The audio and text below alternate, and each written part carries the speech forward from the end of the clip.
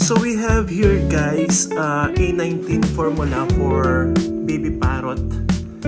Then meron din po tayo ditong Mazuri large bird diet pellet. So ito po ay pelletize, ito ay pulverize. So mapansin natin guys, nakaugalian na siguro natin na nakasanayan na natin na pakainin ng formula na ganito yung ating mga matured parrot.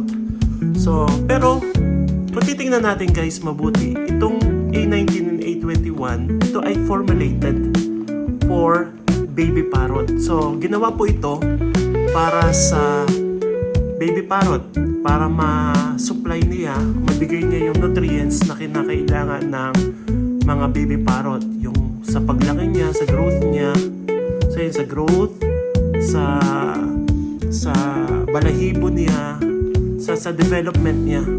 So, madali sabi, ang A19 formula saka A21 formula ay kinreate o ginawa para finormulate para sa mga baby parrot. So, madali sabi, kung ito ipapakain natin sa mga matured parrot natin, hindi niya masusupply yung kailangang nutrients ng mga matured parrot natin kasi ito ay formulated for baby parrot.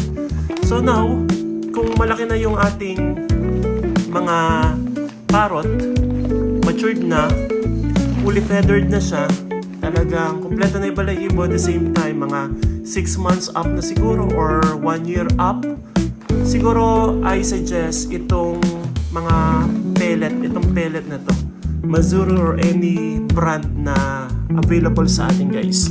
Kasi ito ay formulated para sa mga matured parrot, hindi para sa mga baby parrot. So, paano natin papakain itong pellet nang hindi tayo humihinto sa paggamit ng syringe? Simple lang ang ginagawa natin dito guys. Ang ginagawa natin dito, nilalagay ito sa food processor or blender.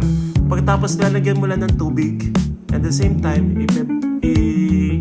ipaprocess mo na hanggang siya ay maging parang formula na parang ganito.